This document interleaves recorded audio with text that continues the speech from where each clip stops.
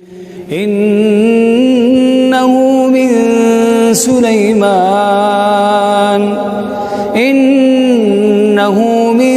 Sulaiman wa innahu bismillahirrahmanirrahim.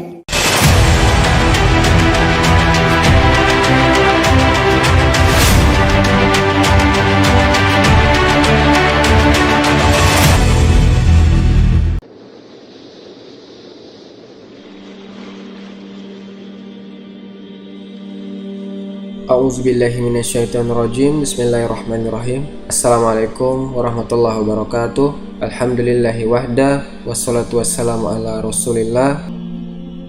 Teman-teman, untuk takut kepada Allah, kita harus yakin semuanya yang diperintahkan oleh Allah baik buat kita. Yang halal semuanya baik buat kehidupan kita, karena Dia pencipta. Dia lebih tahu makanankah, pakaiankah, pergaulankah, pendapatankah, semuanya itu pasti baik buat kita. Semuanya yang Allah haramkan pasti buruk. Itu harus ditanamkan. Saya kasih contoh begini ya. Allah Subhanahu wa ta'ala pada saat mengharamkan sesuatu itu, Allah sudah tahu ini akan berbahaya buat makhluknya. Dan Allah ciptakan untuk menunjukkan keajaibannya, bahwasanya Allah itu mampu mengerjakan apapun. Dan Allah kalau mau menghalalkan sesuatu, Allah tahu itu kebutuhan, maka Allah jadikan itu sebagai hal yang baik untuk kita. Saya akan angkat satu kisah perdebatan antara seorang syekh di Damaskus, negara Syria, dengan seorang pastor. Pastor ini berarti dari Katolik, kalau Protestan berarti pendeta. Kemudian pastor ini naik di podium, debat besar-besaran antara Kristen sama Islam waktu itu di auditorium yang dihadiri ribuan orang di kota Damaskus di Syria ya. Pasturnya naik duluan di atas podium, syekhnya nunggu di depan nih, di bawah. Kata pastor, kalian umat Islam ini melarang pengikut kalian untuk nyembah berhala.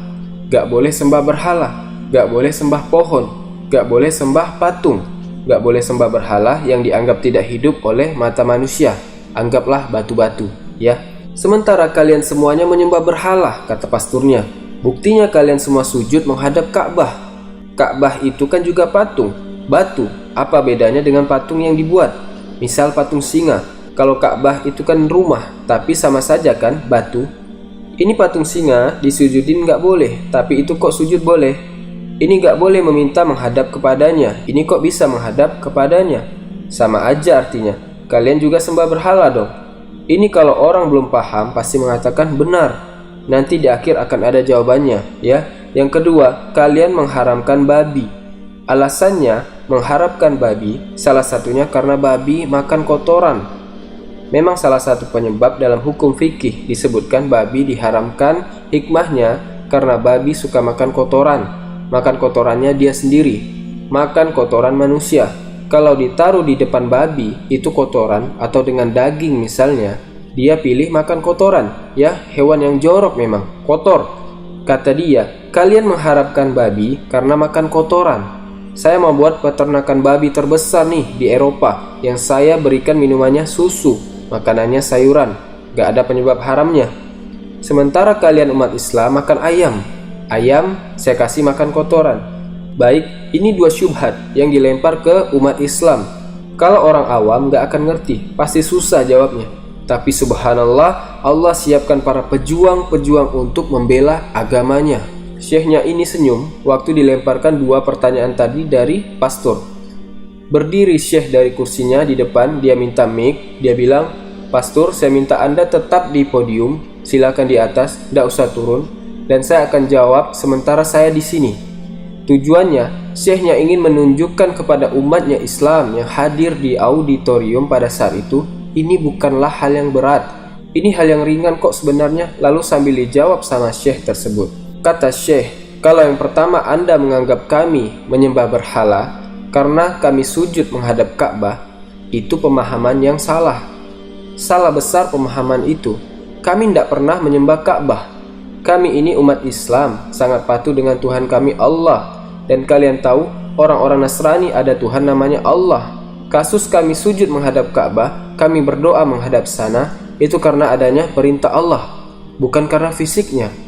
Kalau perintah Allah sujud menghadap pohon, kami hadap pohon. Ke lautan, kami ke lautan. Karena perintahnya ke Ka'bah, kami hadap ke Ka'bah. Jadi bukan karena itu.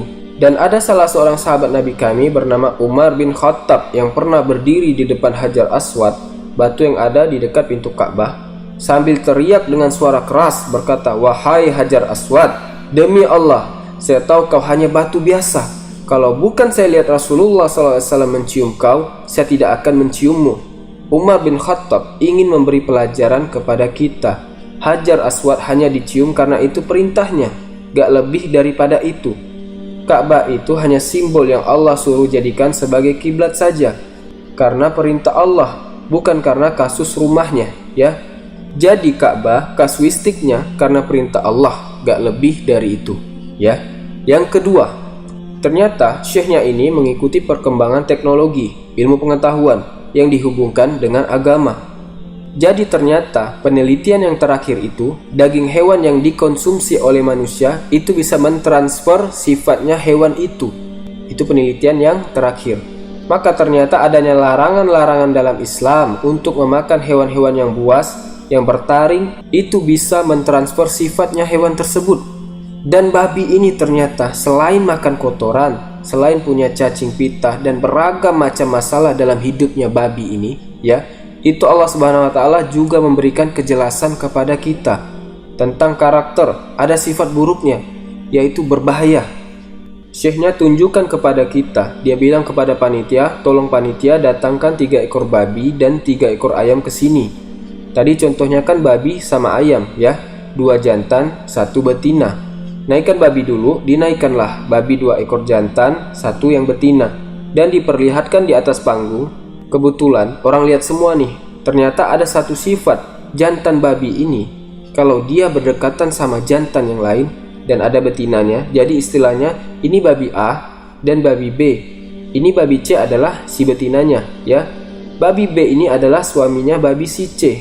Nah, ini ada babi A yang di sebelahnya dia babi B, jantan. Ternyata kalau jantan sama jantan berdekatan dan ada istrinya si jantan yang satu ini, itu dia saling merangsang jantan sama jantan dulu, lalu dia menggauli istrinya sendiri, kemudian dia kembali merangsang temannya tadi untuk menggauli betinanya dia. Itu terjadi di depan mata.